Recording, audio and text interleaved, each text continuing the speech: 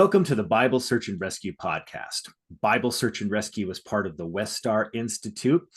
And today's podcast, we are going to take a deeper look at Jesus outside the New Testament as part of the video series we're doing on Bible Search and Rescue, where we're looking at various authors who wrote about Jesus that weren't necessarily Christ followers or people writing in the New Testament.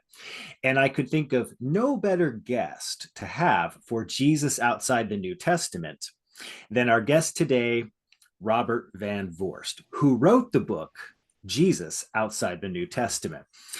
Bob, how are you today? I'm well, thank you. Thanks for having me on.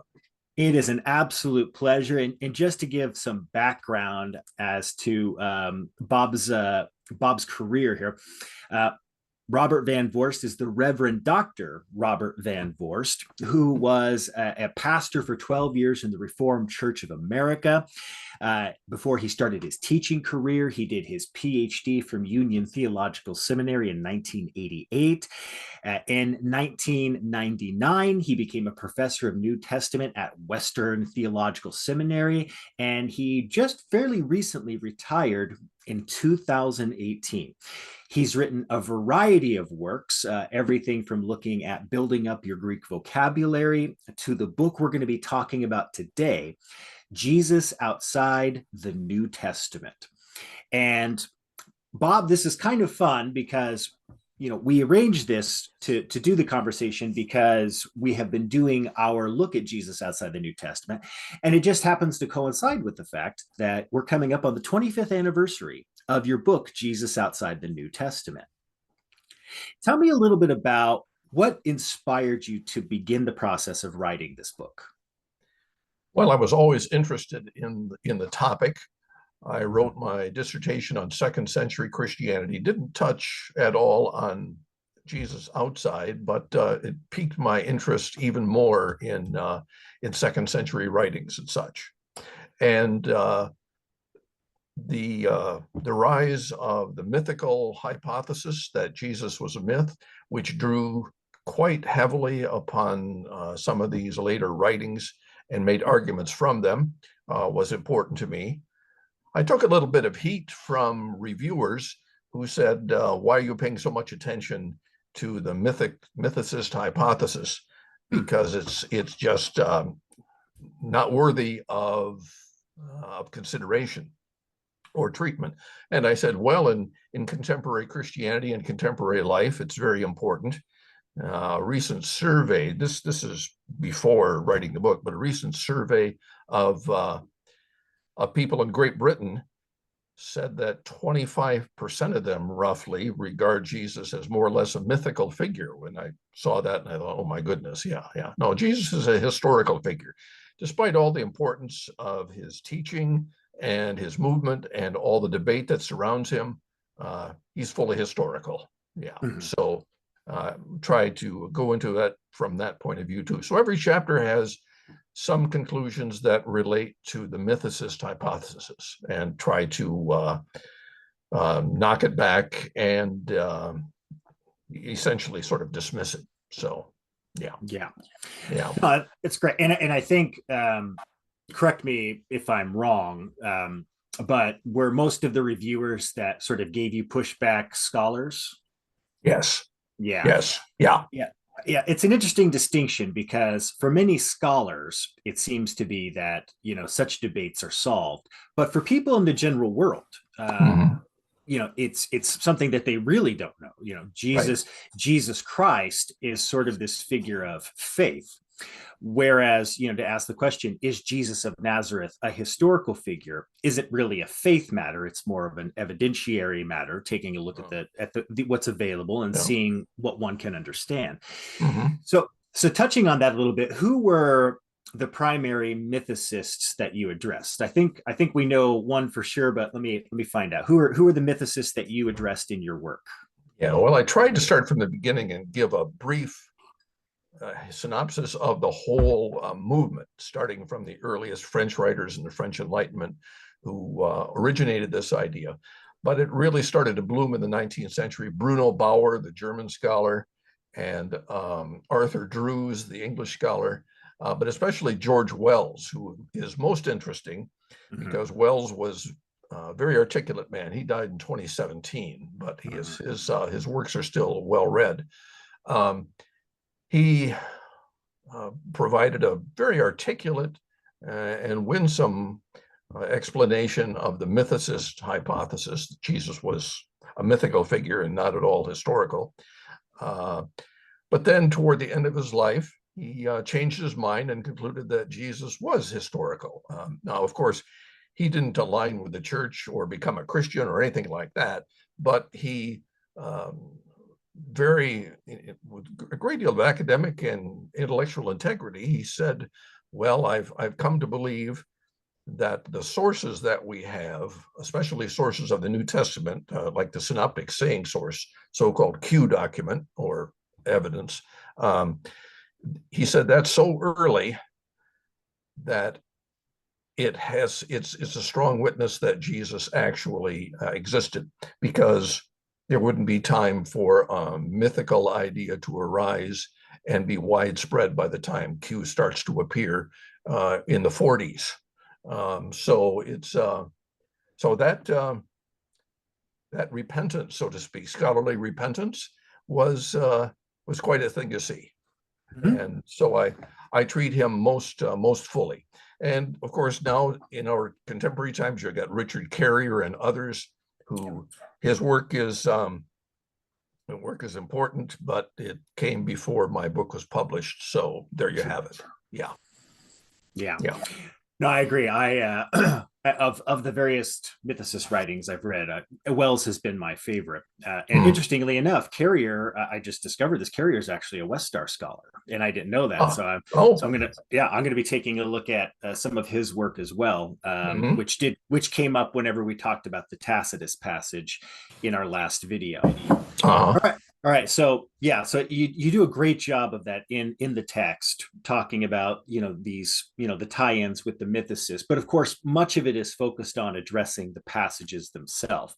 Right. And for those of you interested in checking out the book, one of the things I love about Jesus outside the New Testament is that this text correlates to all of all the key passages that one would want to kind of jump into the subject are there, but it does not get bogged down in the overly dense scholarship that one can find. So, for example, with just Josephus 18, there's a whole library on just Josephus 18 to deal with.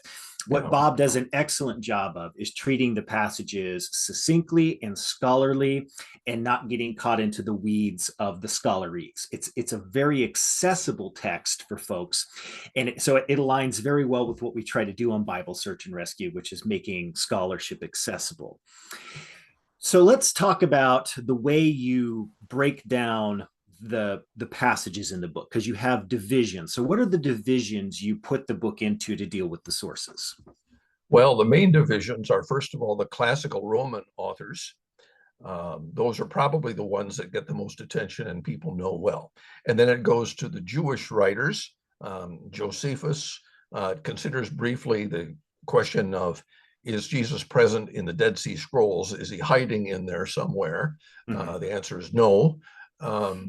Probably not. And it talks also about the rabbinic writings, which is a real thicket of writings and requires a great deal of expertise to delve into at a real depth, which I don't do. It's, as you say, I'm writing an introduction for people, and it's written that way. And it also deals with the Toledot Yeshu, which is a popular Jewish book that seeks basically to put down Christianity and tell a very far-fetched and ludicrous story about Jesus, and sort of insult him in many different ways, and Christian origins. And that's quite deliberate and quite obvious. So, and then I also talk about early Christian sources of the Gospels, such as Q, the synoptic saying source, which appears in Matthew and in Luke, and talk about the sources of M and L as well.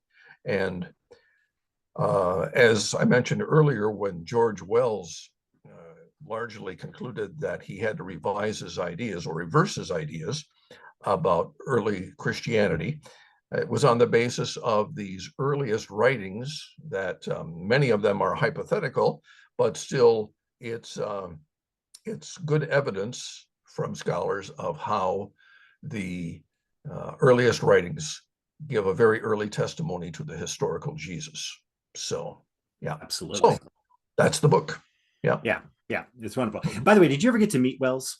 No, I never Oh, did. No, shoot. no, Yeah. no, Yeah, it's no. too bad. Yeah. All right. So, Bob, let's jump in because I want to hear about the parts of this, the things that excited you about it. So let's talk first about the classical writings. What were the Mhm. classical writings that got you most excited or you found most interesting? Well, the fact that some of the leading Roman historians mention Jesus or talk about Christianity was uh, pretty impressive and pretty exciting. Um, when, for example, in Tacitus, he talks about the Great Fire and then the persecution on Christians and how, in a sense, it sort of backfired against Nero and drew sympathy and attention to a movement that he says didn't deserve it. Uh, that's pretty interesting stuff. Where you have Mm-hmm. the leading Roman historian mentioning first Christianity and then explaining a little bit about Jesus in the context of that treatment of Christianity. So that, and of course, Pliny in the governor of Bithynia and Pontus.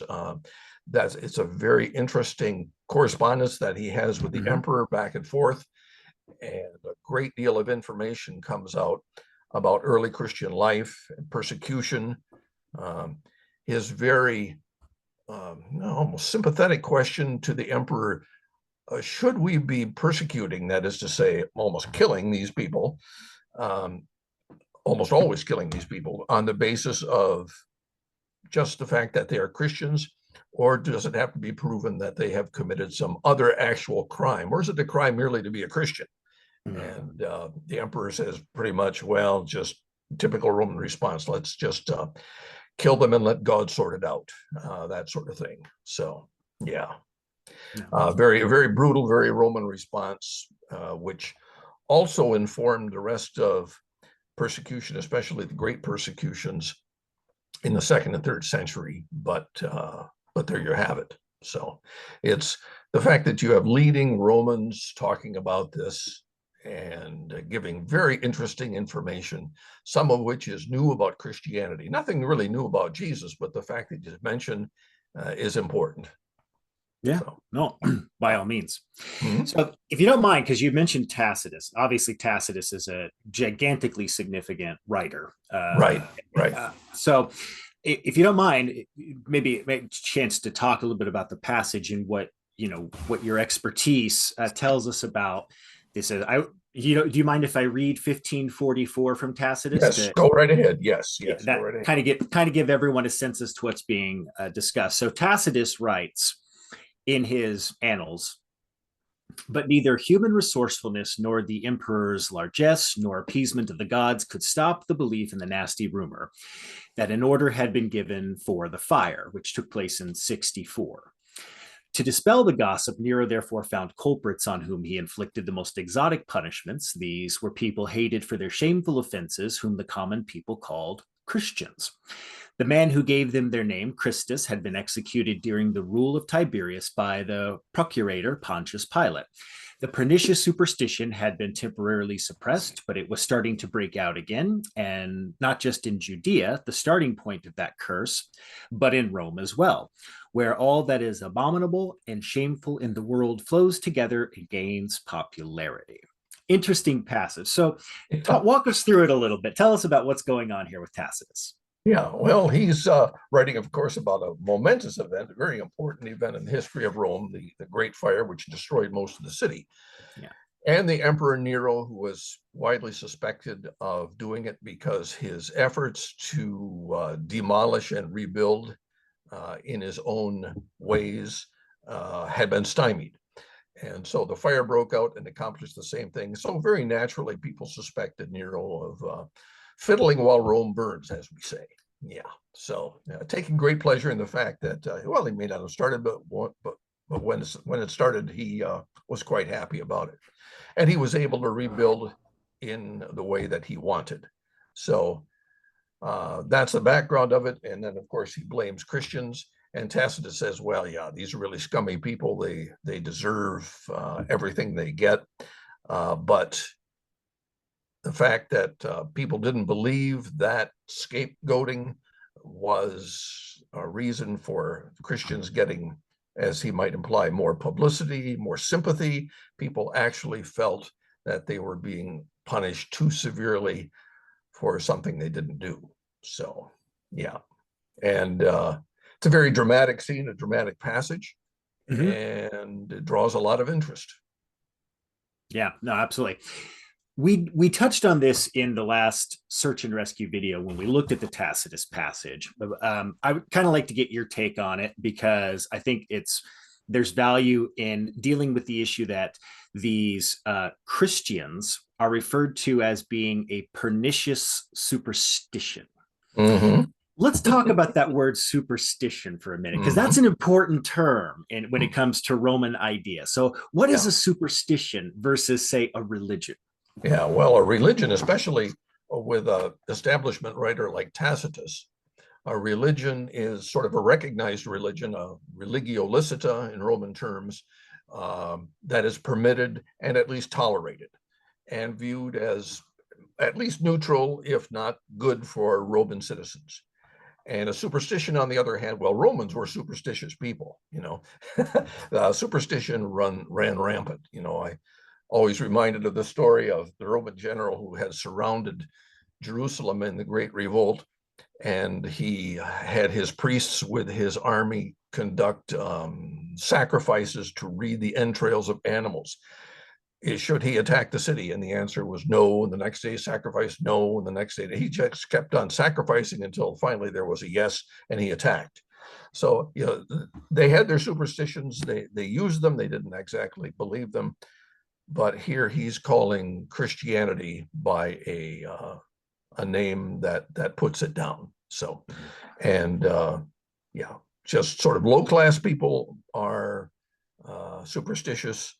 It's not an organized, it has no philosophical or religious credibility, and people who follow it are deluded. So that's the general meaning of superstition. Yeah. Yeah. Yeah. Yeah, it's one of my favorite issues to touch on when teaching, especially folks maybe in a church setting or those who don't have like an academic background, to talk about that nature of how Romans viewed these Christians during those first years following the beginning of the movement, because I think it's kind of eye-opening for people to consider what a Roman perspective was on much of Mhm. this, Yeah. much of these ideologies. It gives a good historical sense. Now, you also do a fabulous job of treating the Suetonius passage, and it's brief. Mhm. It's a short passage, but it says that he, which is Claudius, expelled the Jews from Rome since they were always making disturbances because of the instigator Crestus. Festus, yeah. Crestus. Okay, so let's jump into that one, because who is Crestus? Yeah. Well, most scholars, including myself, tend to believe that this is probably a reference to Jesus, and that the troubles in especially Rome, that's in and around the Jewish quarters of Rome, which were quite extensive there on the other side of the Tiber River, were were instigated by religious disagreements and difficulties with the advent of Christianity there. So at the instigation of Crestus may mean simply that the introduction of Christianity introduced divisions, and there were riots and troubles, which led to all sorts of repercussions. So, and it's an occasion for the Roman author to mention Christ and Christianity. So, yeah. Why Crestus? That interesting spelling of the name. Right.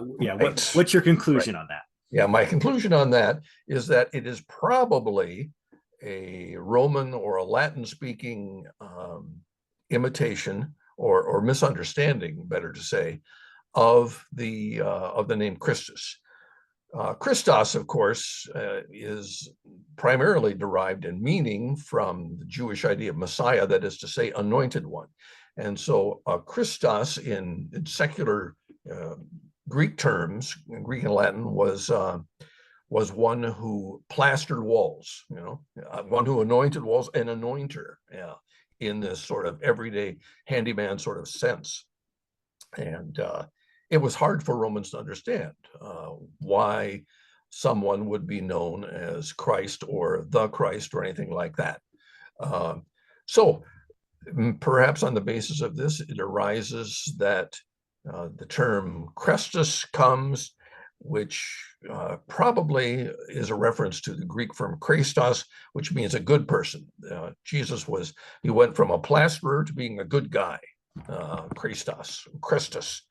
And it's easy in most languages, especially Greek and Latin, for these vowels, which are a little fungible, to move from an I to an E, and because there's quite an overlap between them.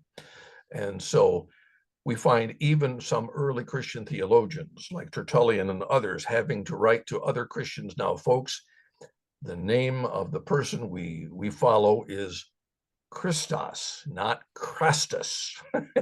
And so, yeah, the fact that Christians had to be told this by a Christian theologian, yeah, a sort of indication that this confusion was pretty widespread. Yeah, yeah, which you would think, what an awkward conversation that is, right? When you're with your gathering of people and then you go, oh, we've been saying it wrong the whole time, right? Oh my gosh, yeah. Boy, this is embarrassing. Yeah.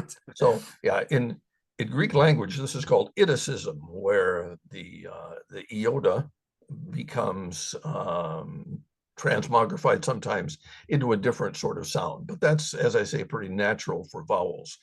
I go into quite some distance with this in my book when my wife Mary was reading the manuscript and making some comment on it to me. She said, oh, you really go into depth on this Christos stuff and this Iticism stuff. This is pretty boring. So, okay, well, yeah, I suppose it just might be, but I had fun writing it. Yeah. So, yeah. And it does make a tremendous difference when trying to understand the idea of Jesus the plasterer versus Jesus the praiseworthy, right? Yes, Even if the Romans didn't think that Jesus was praiseworthy, the notion that he would be called praiseworthy by his devotees, for many of them, would make a lot more sense than what does plasterer mean? Yeah, right. Yeah. So yeah, it's just really, not. Yeah, it's funky. Yeah. So all right, so yeah, and there's, like I said, there's so much more in this. Obviously we can't cover the whole book because Bob does a great job of touching on all of these. Let's jump into the Jewish literature. All right, so Jewish literature. What were the pieces of the Jewish literature that really stood out to you in your research? Well, Josephus, of course, is always sort of first and foremost for a lot of reasons, but also the rabbinic literature was there. And in my research, also the Toledot Yeshu, the stories of Jesus, which is a very popular Jewish work that sort of gathered itself orally and then in written form and became popular and was published primarily in Yiddish all the way up until the 20th century. So that book was pretty interesting. Just a little story. We'll start sort of at the end with the Toledot, which is a compilation of all sorts of scurrilous things that were written about Jesus that most respectable Jews, especially in modern times, didn't have any truck with because it was just so obviously a put down. It was sort of like a Celsus thing written by Jews. So you have all sorts of people reading this and engaging in some of these stories to put down Jesus and early Christians.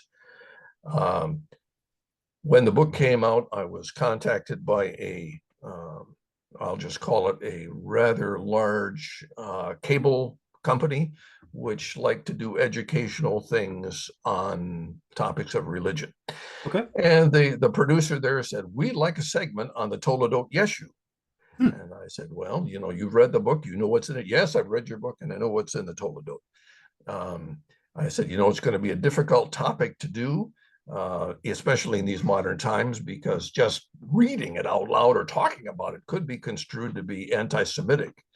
And it's because it's just, it's just way over the top in its anti-Christian opposition, especially appearing this way in modern times. So she said, oh, yeah, I know all that. We're going to do it anyway. So, yeah. So they fly out a film crew to Duke University, and I go out there. And in the rare reading room, we set up and do a one-day interview to cut a show on this. Well, it never appeared. And the producer said, well, they've decided not to put it out there. And about a month later, the producer was no longer working for the company. Oh. And so, it was just an illustration to me that sometimes reading this, even in a scholarly way or trying to make scholarship popular, can be very controversial and somewhat ill-advised. To put it on TV for people who don't have access to my book or to think sort of dispassionately. People get just so upset they can't think straight about it, and perhaps with some degree of rightly so. Yeah. Let's give the listeners, whatever you're comfortable with talking about. What is the sense of what comes out of the Toledot Yeshu that makes it so controversial? Well, it is the compilation and just scurrilous put down of the origins of Jesus, his birth. So it takes basically all the things of the New Testament, all the things important in early Christianity. His birth from the Virgin Mary, that is put down, and she's portrayed as an adulterer, which something that some rabbinic writing also does. Then you have Jesus' ministry and his miracles worked by magic and by deceit. You have his followers who are scurrilous people, and Jesus trains them in his own methods. And then his crucifixion, which, like most Jewish literature, tends to portray as something done by the Jewish people themselves, which is a real historical anachronism and not at all true historically.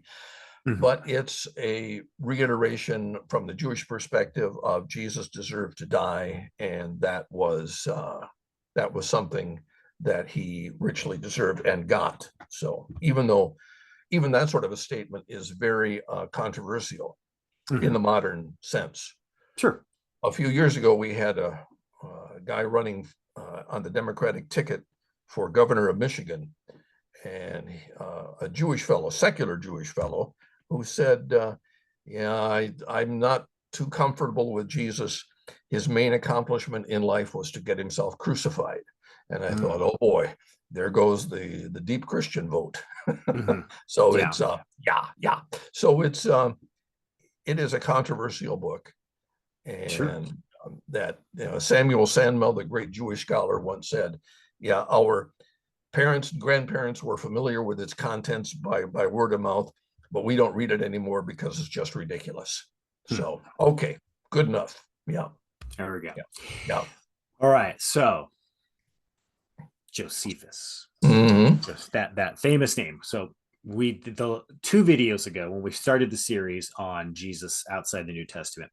We started with Josephus. Josephus still appears to be very popular because that video got a lot of hits talking about the issue. So let's jump into it because once again, I'm just going to keep saying you did an excellent job, because you did a fantastic job throughout the book. But you treated the Josephus passage specifically from Antiquities 18, which is just mired in controversy and there's enough literature written on it to fill my entire office back here.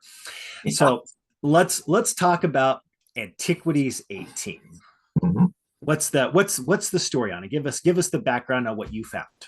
Well, as you say, there's a thicket of scholarship on it, ranging from it's all true, it's all good, ranging from it's all a later Christian interpolation and it doesn't deserve any treatment. Now, the tricky thing is finding the middle point where the truth probably lies, and how to reconstruct that, and what to build on that rather shaky textual foundation is tricky, and it's an ultimate challenge for scholarships. But of course, Josephus, such an interesting character, such an interesting life. He, so prominent among Jewish people, a military leader, defects to Rome and becomes a Roman apologist and writer, but gives us in his books, the Antiquities and Wars, so much detail, which seems to be at many points so good and so important that Josephus is still an important writer for many historians today. But his stuff on Jesus, oh boy, controversial. Yeah. Absolutely. Yeah. So what makes the passage controversial? Well, some of the very positive things that are written in the text about Jesus, the one who is called Christ, even there, okay, you can say, all right, you can translate the so-called Christ or the one who is called Christ. It can go either way, and that is that's an important thing to consider. And he considers also Jesus' followers and his movement. Basically, all these people are writing toward, let's say, the end of the first century and into the early second century.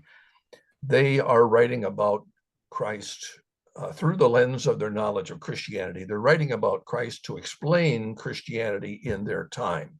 They don't have a dispassionate or primary interest in Jesus himself, like most Christians have. They're writing about it to explain how Christianity started and how it's going. And that's important to realize, that it is something that, well, if it's early Christianity had died on the vine, let's say it never made it to the second or third generation of followers, these writers would not have mentioned him. Jesus would have disappeared in the mists of history, and we would know very little about him, if even at all, like we know about other failed messiahs of the time. So the fact that Christianity is there, it seems to be growing. It seems to be a threat to both Judaism and especially to Rome.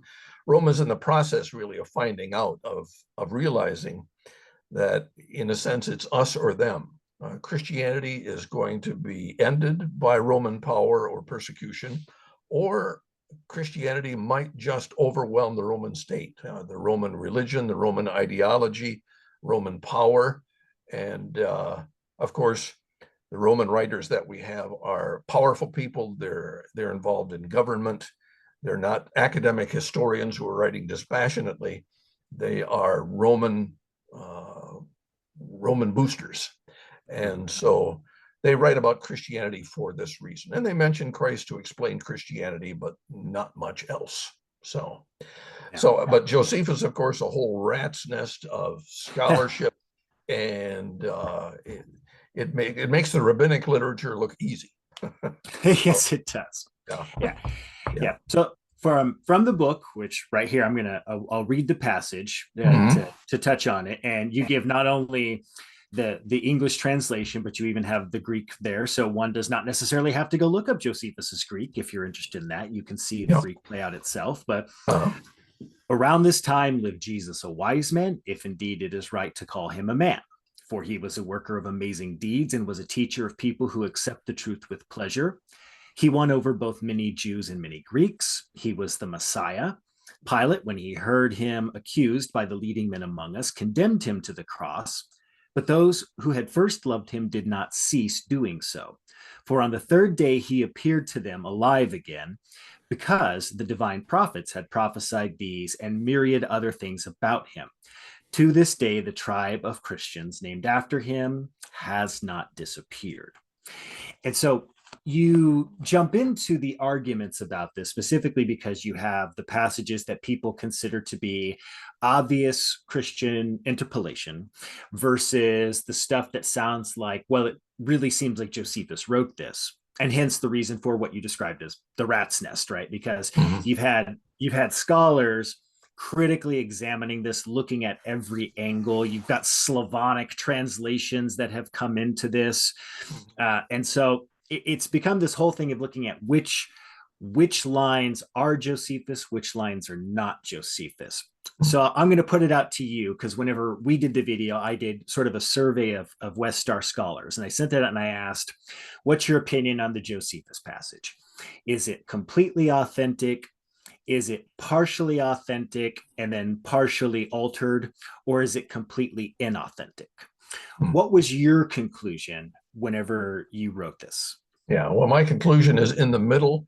I believe that it's partially altered by Christian copyists later, but that in some sense it is reconstructible to get a moderately reliable foundation for thinking of what Josephus says about Jesus. Now, of course, the foundation might be considered a little shakier than many other textual sources that we have that we're talking about here.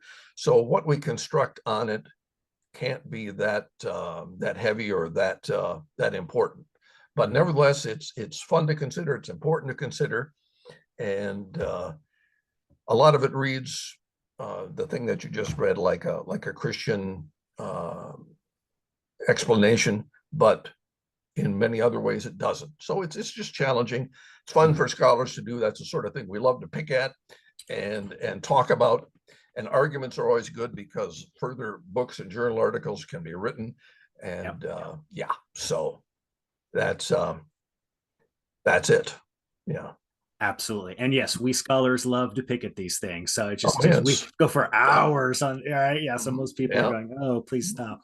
um, but, but yeah, it's a fascinating passage. And one of the ways I think, kind of like with the historical Jesus, getting people to think about Jesus historically, or even coming down to a passage like Josephus 18, is maybe to get people to think about, rather than just say like yay or nay, maybe think about it in some of the ways that we do evidence in modern maybe judicial settings or otherwise. You have the idea of, say, beyond a reasonable doubt versus something like preponderance of evidence, which is that, is it a 51-49 situation, right? And I think that there's room for that, because with Josephus, when I surveyed the scholars, none of the scholars I asked thought it was completely authentic, and it was very tight, partially authentic, edged out completely inauthentic by, I think, about 2 votes. So and so it was a pretty tight vote. But if I had to go with the idea of, is it beyond a reasonable doubt, I couldn't say that. But preponderance of evidence, right? Do I think that there's a preponderance of evidence that says that Josephus had something about Jesus there originally in 18? Yes. I think it's legit, because because I and this, again, this goes back to some of the mythicist stuff. I've heard people reiterate this, that it's just thrown into the middle of a passage about aqueducts. Well, that's not true. It comes into a section of Josephus about the career of Pilate. And where else would one naturally put something about Jesus, if not for the fact that he was the prefect who happened to sign Jesus's death warrant? Yes. Yeah. Those types of things. Now, but this isn't the only place that Jesus is mentioned. So we also have the James passage. So that's in Antiquities 20. What does Josephus mention about Jesus and James? Well, he mentions about the death of James, the brother of Jesus, and Josephus calls him that, and it's a very quick reference, and it is historically accurate, and it ties in with our knowledge of the New Testament and even of Jewish writings of the time. So that's pretty much it. A very quick reference. And it ties in, it gives some credence to the fact that, all right, if you have this short reference here, you might look in the other passage for the longer treatment, might give some credence to that too is original, at least in its kernel and in its germ. So yeah. And there's even some correlation, I think, between what you had mentioned earlier about possibly Jesus, instead of saying originally that Jesus was the Christ, Jesus called the Christ, because Yeah. that's what's referenced in Antiquities 20. Hmm. And so that could have been an original tie-in as well. I mean, Right. again, a lot Yeah. of that will probably depend on one's background or what level of skepticism they have. Hmm. Yeah.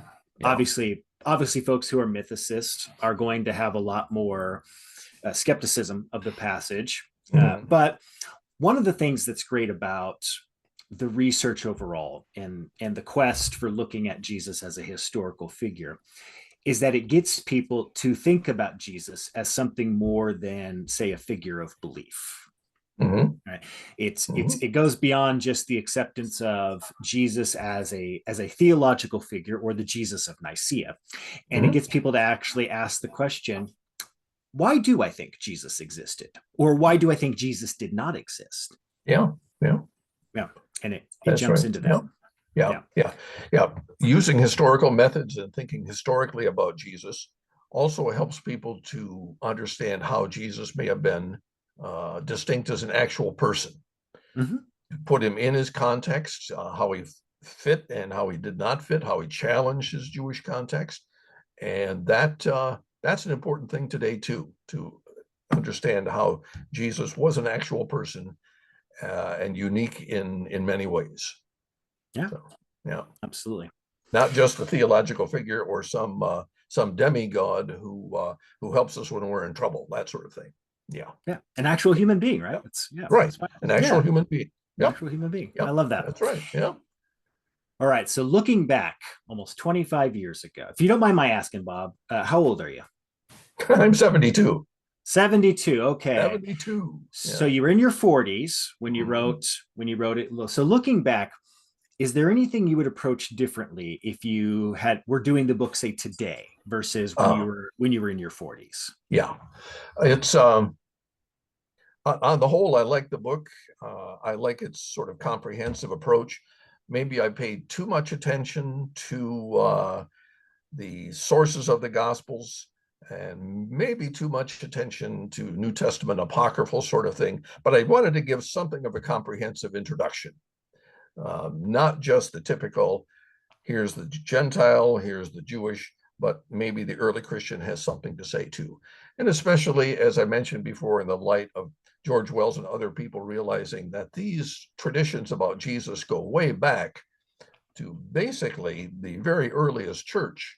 And this is strong evidence for the actual existence of Jesus and for our understanding of how the memory of Jesus was sort of put together and channeled into the early church.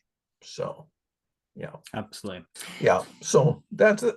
Basically, I would write the same thing, but a little bit of uh, difference there too. If I can point out one more recent book to your readers, Margaret Sure. Williams, her book Early Classical Authors on Jesus is really an excellent book written in 2022.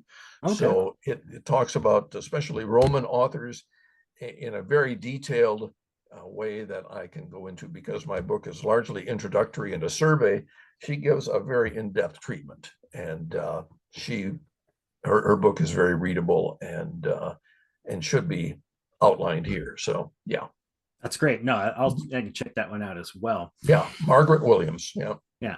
Just out of curiosity, because we've talked a little bit about Wells. Wells wrote several books on Jesus as a more of a mythical figure, or at least I, challenging the historicity of Jesus.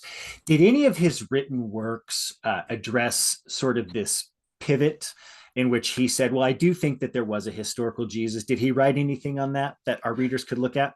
yeah, I don't know. I don't believe that he wrote a follow-up book or article about that. I think it's largely his own in-person presentations and word of mouth about him. But it Mhm. would have been interesting for him to write a book. But perhaps this came so late in his life that he wasn't able to. I really don't know. So Yeah. yeah, Yeah, yeah. it's good because I've heard the same thing about him. Mm, That at least the story that I heard is that he did come to believe that there was probably a historical Jesus. mm, It did not mean that again, like you had said, that he felt that Jesus was the savior of humanity or anything to that extent, but that there Yeah. was something there. There probably was a Jesus figure, and Hmm. perhaps he was mythically built onto from Yeah. there. Yeah. Yeah. Okay, very good. Yeah. Hmm. All right, so Bob, you're retired now. You said before we got started you're researching, you're doing some writing. Do you have any books coming down the road that we should be aware of? Well, I'm revising my main world religions textbook. Now, this is way off on a different topic, but Go for it. it's the liberal artsy side of me that yeah, my book on world religions called RELG, Relg World, yeah, published by Cengage. That is in revision for its fifth edition. So that occupies my time a lot. So, and it's fun. It's interesting to look at Christianity and Christian history from the standpoint of other religions too. Mm-hmm. You know, it helps me to delve into, well, this question of, is Christianity a religion or a superstition? Why would the Romans think it's a superstition? That sort of thing. Well, superstition is basically a religious belief that we don't like Mm-hmm. in a lot of ways. So, yeah. And for most religions, even high religions, uh, high belief and superstition are often mixed in together. So, yeah. Absolutely. What And I it's love. hard to tear them apart.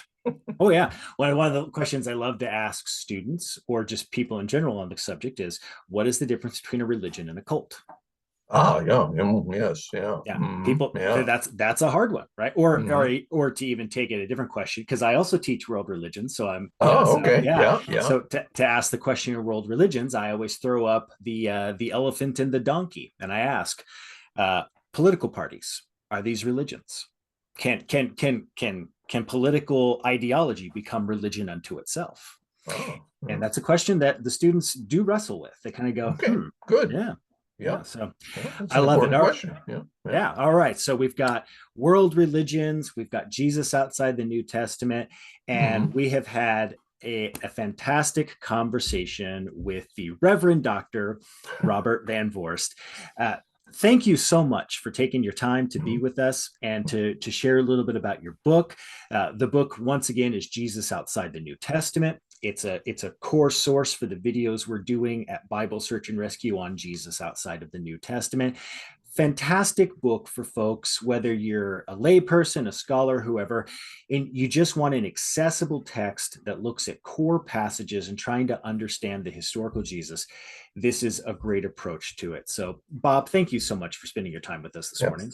Thank you, Chad. I enjoyed it a lot. Thank you, Thank you. sir. And to all of you, thank you for tuning in for the Bible Search and Rescue podcast. Until next time, go do something positive to make the world a better place. Take care, everyone.